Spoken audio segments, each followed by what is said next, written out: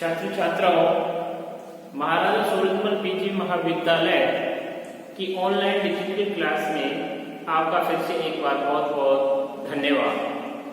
छात्रों, इसमें अपने जो बीए पार्ट सेकंड है रिसोर्सेज ज्योग्राफी यानी संसाधन भूगोल, इस संसाधन भूगोल में अपने काफी टॉपिक क्लियर कर चुके। अब है अपना जो आज का टॉपिक है वो है संसाधन उपयोग।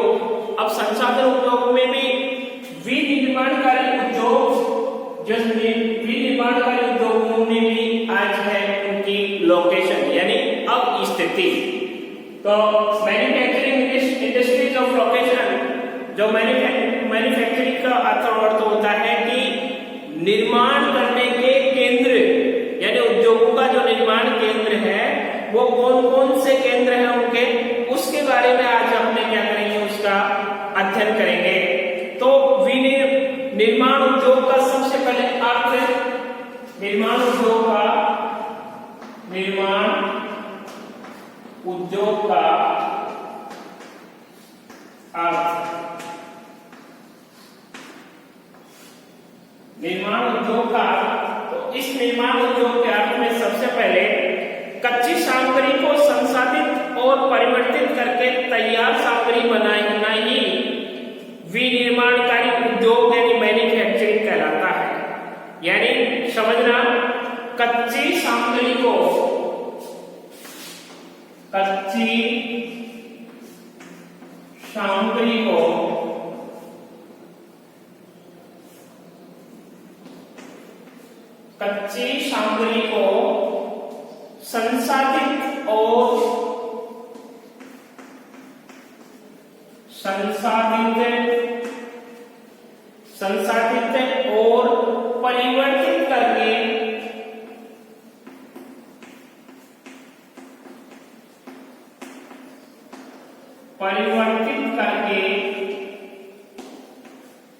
संसाधित और परिवर्तित करके तैयार सामग्री बनाना ही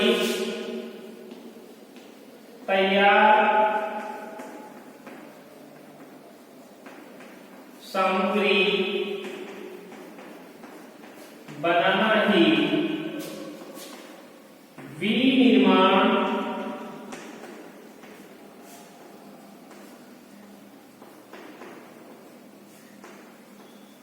कहलाता है। यानी कहने का मतलब कच्ची सामग्री को संसाधित और परिवर्तित करके तैयार सामग्री बनाना ही क्या कहलाता है, विनिर्माण कहलाता है। यानी जो केंद्र है ऐसा केंद्र है जो कच्ची सामग्री को अपने यूटिलाइजेशन, अपने उपयोग लायक बनाया जाता है, उसी को क्या कहा जाता है, विनिर्माणकारी उद्योग कहा जाता है, मैन्युफैक्चरिंग कहलाता है। जैसे लोह धातु को गलाकर, जैसे इसका एग्जाम्पल आपने, जैसे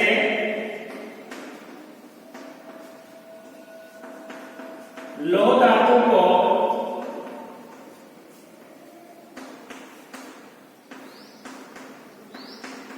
गलाकर और शोध कर उससे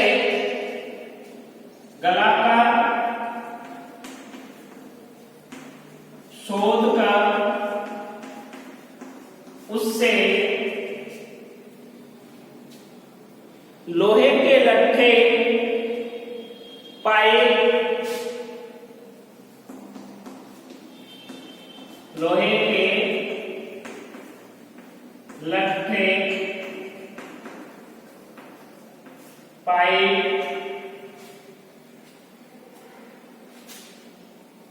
चादर, यंत्र आदि का रूप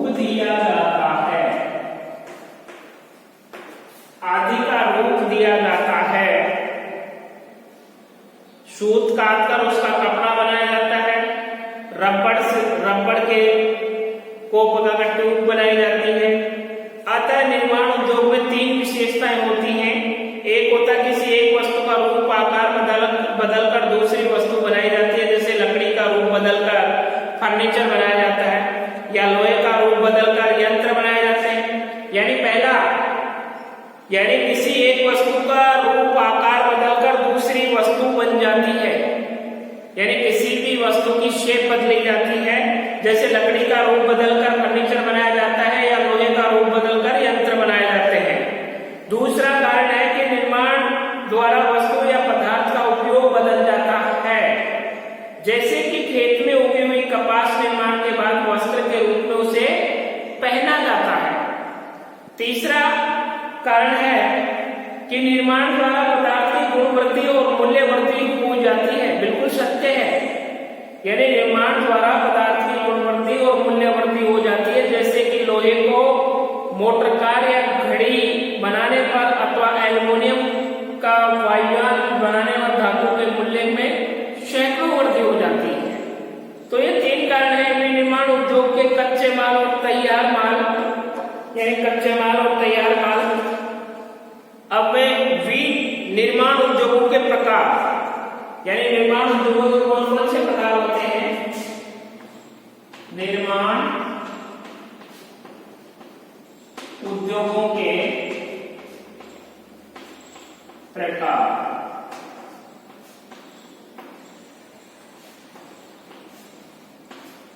तो निर्माण उद्योगों के प्रकार में कच्चे माल से परिष्कृत सामग्री बनाने निर्माण उद्योग के 3 स्तर होते हैं, यानी इसके 3 भाग होते हैं। निर्माण उद्योग के प्रकारों में इसके 3 भाग होते हैं। इसके प्रमुख 3 भाग होते हैं, जिसमें फर्स्ट भाग है शिल्प उद्योग। पहला है शिल्प उद्योग। अब शिल्प उद्योग का तात्पर्य है मिट्टी से बर्तन बनाना, मूर्तियां बनाना आदि बनाना, लकड़ी से फर्नीचर आदि बनाना, धातु से बर्तन, मूर्ति, सजावट की वस्तुएं आदि बनाना, चमड़े से जूते, बेल्ट आदि उपयोगी वस्तुओं बनाना शिल्प उद्योग के उदाहरण हैं। यानी कहने का मतलब मिट्टी से क्या बर्तन, मिट्टी से बर्तन, मूर्तियां, मिट्टी से बर्तन, मूर्तियां आदि बनाना, लकड़ी से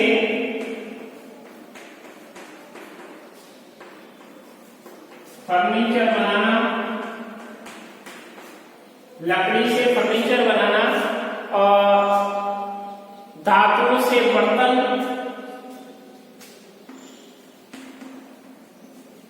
धातु से बर्तन जैसे लोहे के धातु, मूर्ति, सजावटी वस्तुएं,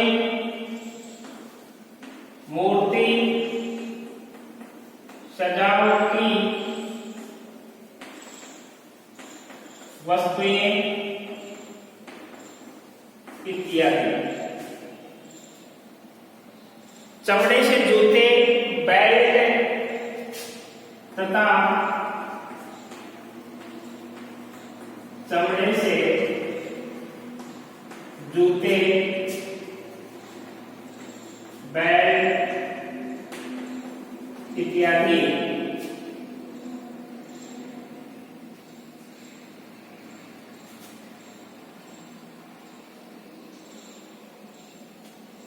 इसमें शिल्पकार स्वयं कच्चा माल खरीदकर इसमें शिल्पकार स्वयं कच्चा माल खरीदकर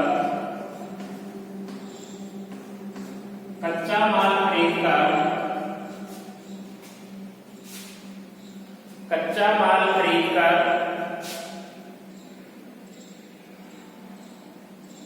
तैयार माल बनाता है, तैयार माल बनाता है। यानी सबसे पहले यानी निर्माण उद्योग का कच्ची सामग्री को संसाधित और परिवर्तित करके तैयार सामग्री बनाना ही विनिर्माण उद्योग कहलाता है। अब जैसे विनिर्माण उद्योग के जैसे लोह धातु को गलाकर शोधकर उससे लोहे के लट्ठे बनाए जाते हैं, पाइप बनाए जाते हैं, चादर बनाए जाते हैं, यंत्र आदि का रूप दिया जाता है। अब विनिर्माण उद्योग के प्रकार तो इसमें प्रमुख 3 भाग होते हैं। एक शिल्प उद्योग, तो शिल्प उद्योग में मिट्टी से बर्तन, मूर्तियां आदि बनाई जाती हैं, लकड़ी से फर्नीचर बनाया जाता है, धातु से बर्तन बनाए जाते हैं, मूर्ति बनाई जाती है, सजावटी वस्तुएं बनाई जाती है, चमड़े से जूते और बेल्ट बनाए जाते हैं। इसमें क्या करता है कि जो शिल्प है, शिल्प उद्योग है, तो शिल्प उद्योग में इसमें शिल्पकार स्वयं कच्चा माल खरीदकर तैयार माल बनाता है, इसलिए इसको शिल्प उद्योग का क्या दिया गया है, नाम दिया गया है। नेक्स्ट है कुटीर उद्योग, जो थर्ड स्टेप है इसकी, वो सेकंड स्टेप है, वो है कुटीर उद्योग। कुटीर उद्योग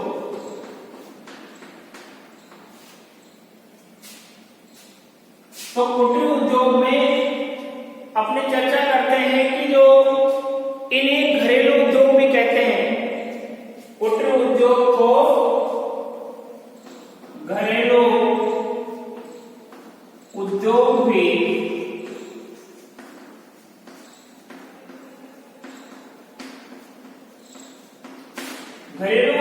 कहा जाता है। इनमें प्राय मध्यस्थ व्यापारी शिल्पकारों को कच्चा माल देकर इनमें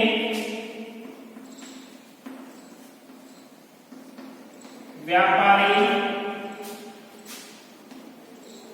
मध्यस्थ लोगों को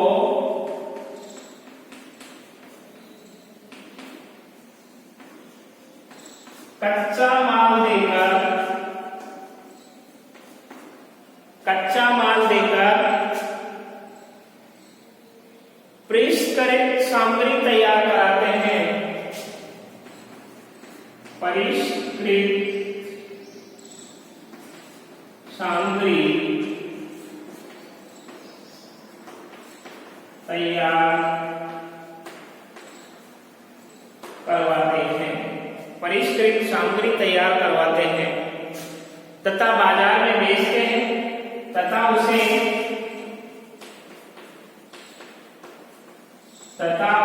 बाजार में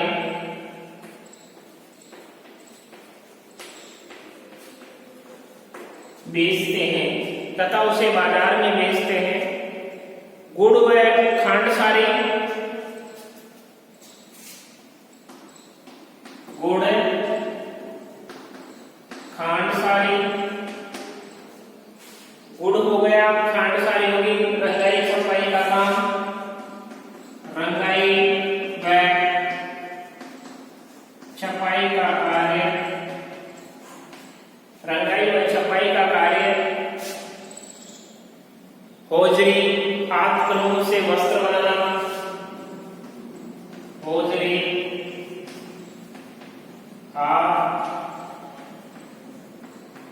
कलमों से सामान बनाना, साबुन बनाना, पुस्तकें छापना, साबुन बनाना, पुस्तकें छापना आदि ऐसे उद्योग है। सामान्य कुटीर उद्योग में 20 से कम श्रमिक होते हैं तथा सामान्यतः कुटीर उद्योगों में 20 से कम आदमी कार्य करते हैं।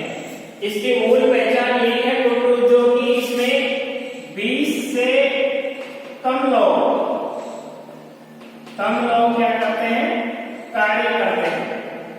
इसकी मूलभूत जो परिभाषा है वो यही है।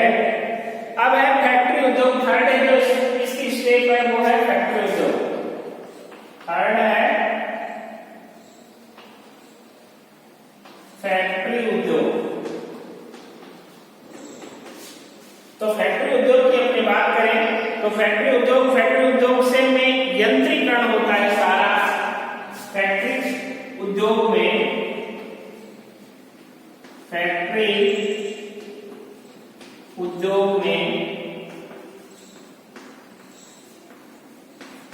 यंत्रीकरण होता है। क्या होता है, यंत्रीकरण होता है। इसमें कोयला, तेल, विद्युत, इसमें कोयला, तेल, विद्युत, कोयला, तेल, विद्युत आदि से आदि विद्युत शक्ति से चालित मशीनें होती हैं। क्या होती हैं, विद्युत से चालित मशीनें होती हैं, जैसे कोयला से भी चल सकती है, तेल से भी चल सकती हैं, विद्युत से भी चल सकती हैं। यानी सारा जो इसमें काम होता है वो मशीनों के द्वारा होता है तथा श्रमिकों की नौकरी संगठित आधार पर होती है। किसी फैक्ट्री में श्रमिकों की संख्या 1 दर्जन से कम और से कई हजार तक हो सकती है। वर्तमान समय में यंत्रीकरण और स्वचालन बहुत ही आवश्यक हो गया है। विनिर्माण उद्योग की अवस्थिति के कारण अब अपने जो निर्माण उद्योगों की जो अवस्थिति है उसके कारकों का अध्ययन करते हैं।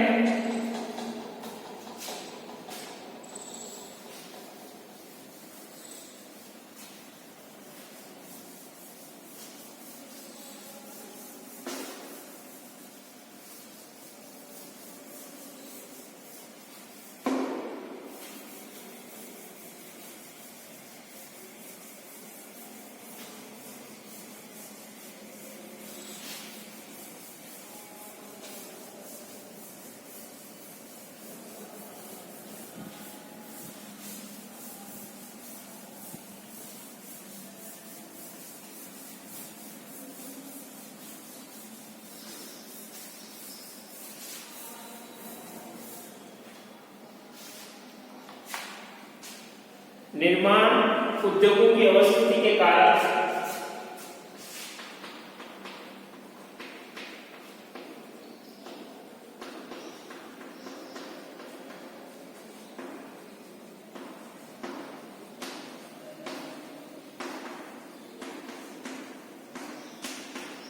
तो इन निर्माण उद्योगों की अवस्थिति के कारणों की अपने बात करें। निर्माण उद्योगों की जो अवस्थिति पर भौतिक कारक है, आर्थिक कारक है, राजनीतिक कारक है, ऐतिहासिक और व्यक्तिगत कारकों का काफी प्रभाव पड़ता है।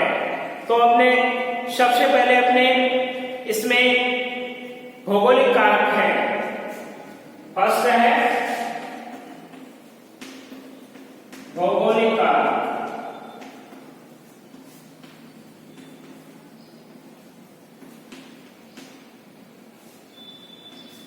तो भौगोलिक कारकों में फर्स्ट नंबर का है निर्माण उद्योगों की अवस्थिति को छांटने में मुख्य प्रभाव भौगोलिक कारकों का होता है, जिसमें कच्चा माल। निर्माण उद्योगों की अवस्थिति, निर्माण उद्योगों की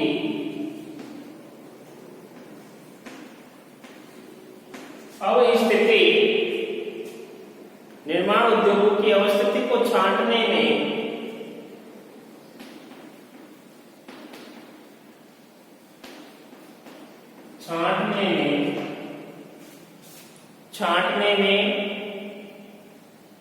मुख्य प्रभाव भौगोलिक कारकों को आता है। मुख्य कारकों में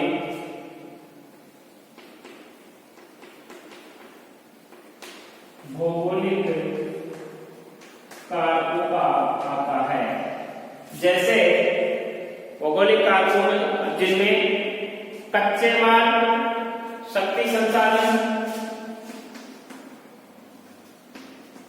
कच्चे माल,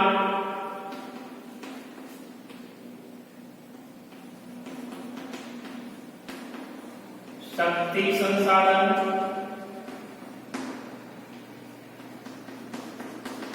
थर्ड है श्रम संभरण, श्रम संभरण, फोर्थ है परिवहन,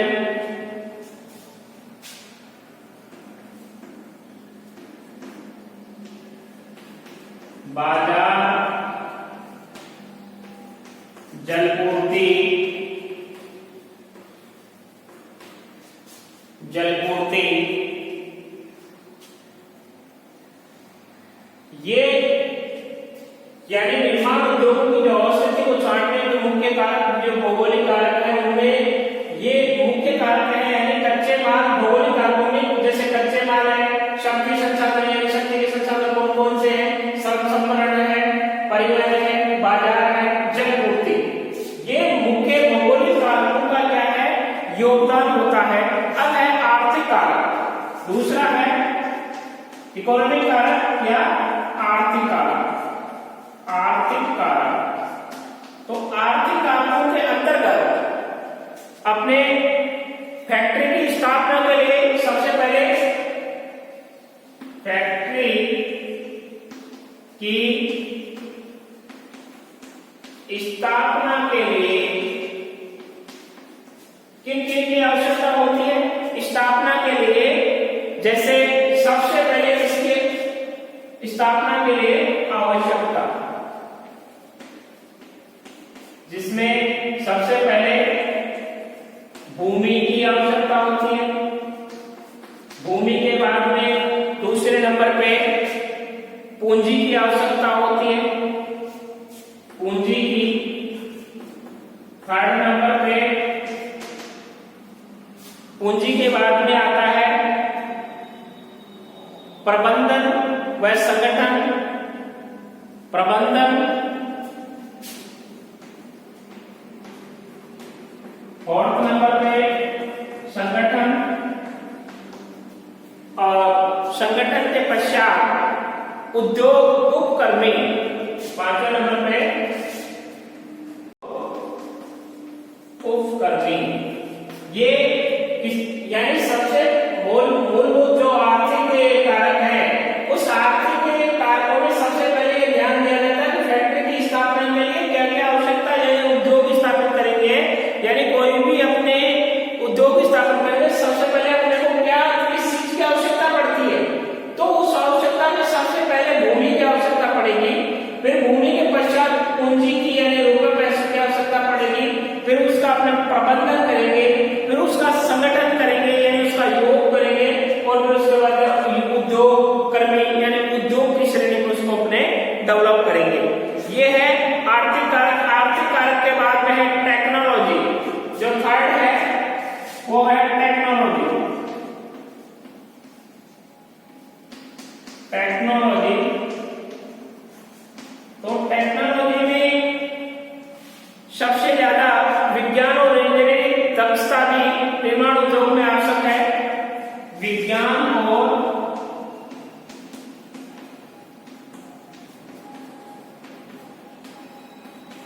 इंजीनियरिंग की दक्षता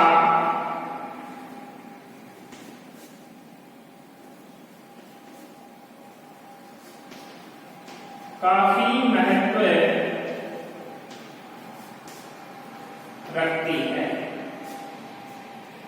राजनीतिक कारक, फोर्थ नंबर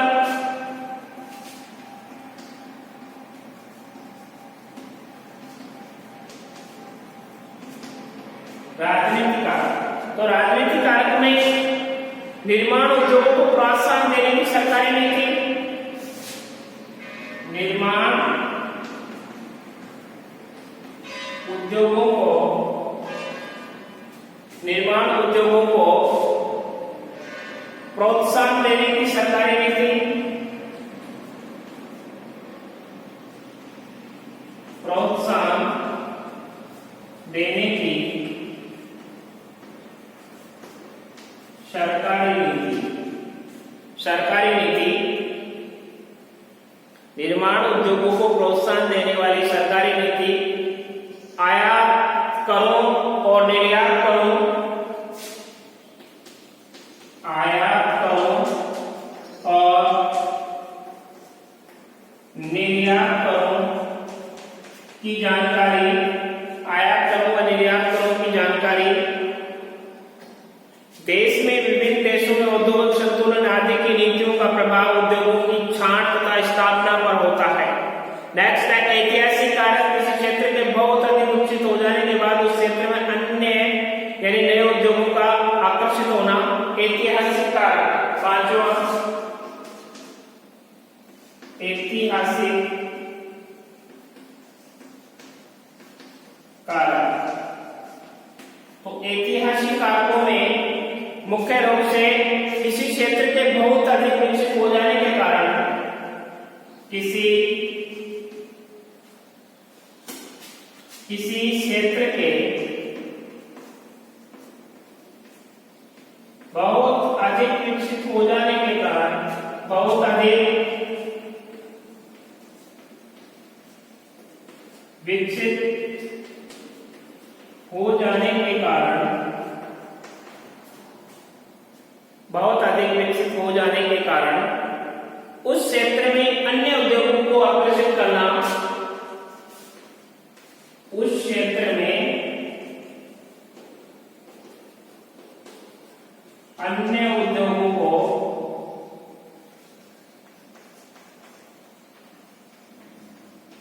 विकसित करना।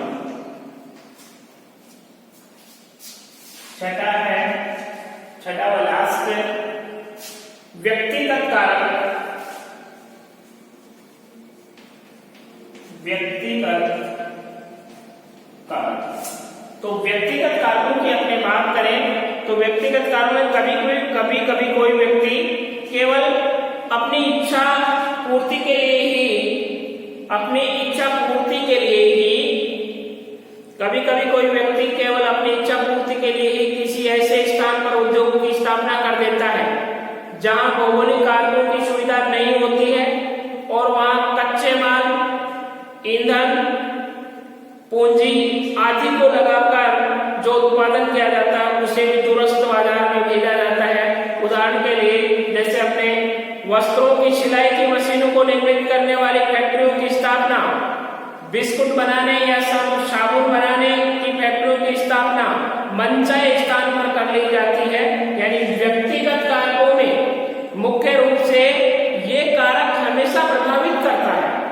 कैसे प्रभावित करता है कि कोई व्यक्ति अपनी इच्छा पूर्ति के लिए किसी भी स्थान या ऐसे स्थान पर जहां उद्योगों की स्थापना कर देता है, यानी अपने इच्छा के अकॉर्डिंग जहां भौगोलिक कारकों की सुविधा नहीं होती और वहां कच्चा माल जैसे ईंधन है, पूंजी है आदि को लगाकर जो उत्पादन किया जाता है उसे भी दूरस्थ बाजार में भेजा जाता है, दूसरे स्थान पर बेचने के लिए भेजा जाता है। उदाहरण के लिए जैसे वस्त्रों की सिलाई की मशीनों को निर्माण करने वाली फैक्ट्रियों की स्थापना, बिस्कुट बनाने या साबुन बनाने या फैक्ट्रियों की स्थापना मनचाहे स्थान पर कर ली जाती है। अब है अवस्थिति के भौगोलिक कारक। तो अवस्थिति के जो भौगोलिक कारक है उनमें मुख्य कारक है कच्चा माल। यानी अपने जब भी कोई उद्योग स्थापित करेंगे तो उस उद्योग को स्थापित करने से पहले अपने ये देखेंगे कि उस स्थान पर वहां से जो निर्माण उद्योग स्थापित करने जा रहे हैं उससे संबंधित अपने को कच्चा माल अपने को प्राप्त हो रहा है कि नहीं हो रहा है। यदि उस स्थान पर कच्चा माल अपने को प्राप्त हो रहा है तो अपने वहां उद्योग स्थापित करने में कोई दिक्कत नहीं आएगी। पहला कारण तो यानी कच्चा माल, दूसरा अपने को परिवहन की सुविधा होनी चाहिए और तीसरा अपने को जलापूर्ति की व्यवस्था होनी चाहिए। तीसरा अपने को शक्ति के साधन जैसे कोयला है, पेट्रोल है, विद्युत है,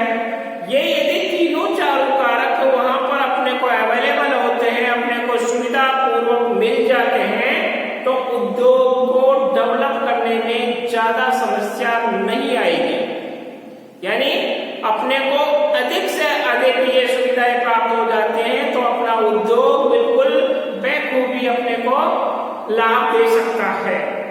यानी कच्चा माल सबसे ज्यादा जो रॉ मेटेरियल बोल सकते हैं अपने को अपने, तो निर्माण उद्योग की सबसे प्रथम आवश्यकता कच्चा माल ही होता है।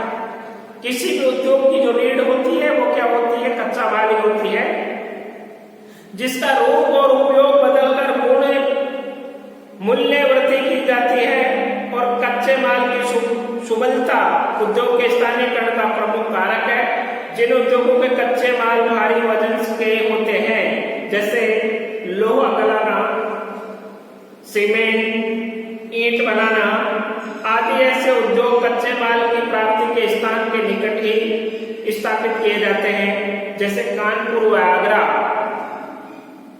कानपुर व आगरा में चमड़ा उद्योग की स्थापना कच्चे माल की प्राप्ति के कारण हुई है। और उद्योगों के कच्चे माल की प्राप्ति के स्थान के निकट ही स्थापित किए जाते हैं। जैसे दूध से मक्खन और पनीर बनाना, फलों से जूस, जैम बनाना, डिब्बा बंदी तथा मांस उद्योग, ये तो है कच्चा माल। जो कच्चे माल हल्के तथा मूल्यवान होते हैं उन उद्योगों की स्थापना परिवहन लागत को सहन करते हुए दूरस्थ क्षेत्रों में संभव होता है, जैसे विद्युत उपकरण, औषधियां, वस्त्रों की सिलाई आदि। तो अपने जो क्वेश्चन आता है इसमें वो विनिर्माण उद्योगों का क्या तात्पर्य तथा इसकी अवस्थिति के कारण है। तो निर्माण उद्योग का सबसे पहले अर्थ बताना है, फिर निर्माण उद्योग के प्रकार। तो निर्माण उद्योग के कितने 3 प्रकार बताए गए हैं, जैसे पहला शिल्प उद्योग, फिर कुटीर उद्योग और फिर फैक्ट्री उद्योग। उसके बाद में निर्माण उद्योगों की अवस्थिति के कारण, तो निर्माण उद्योगों की अवस्थिति के मैंने कितने कारण बताए, 6 कारक बताए हैं। पहला है भौगोलिक कारक, दूसरा है आर्थिक कारक, तीसरा है टेक्नोलॉजी, चौथा है राजनीतिक कारक और पांचवा है ऐतिहासिक कारक और छठा है व्यक्तिगत कारक। ये कारक आपको इसमें स्पष्ट करने हैं। जैसे भौगोलिक कारकों में छाटने में मुख्य कारक ऐसे हैं, कच्चे माल है, शक्ति संसाधन है, श्रम है, परिवहन है, बाजार है, जलपूर्ति है।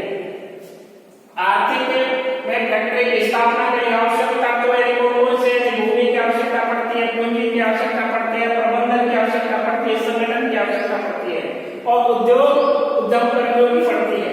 टेक्नोलॉजी में, विज्ञान और इंजीनियरिंग में क्या होनी चाहिए, दक्षता होनी चाहिए। राजनीतिक कारक निर्माण उद्योगों को प्रोत्साहन देने के लिए सरकारी नीतियों का ज्ञान होना चाहिए। और ऐतिहासिक कारक में किसी क्षेत्र में बहुत अधिक विकसित हो जाने के कारण उसमें दूसरे उपकरणों को क्या मिलनी चाहिए, वैधता मिलनी चाहिए। और व्यक्तिगत कारकों में यानी अपनी इच्छा के अनुसार जो स्थापना की है उद्योगों को, उनकी स्थापना के लिए वहां की जो कच्चा माल है, मटेरियल है, वो मिलना चाहिए। ये आपका निर्माण उद्योग में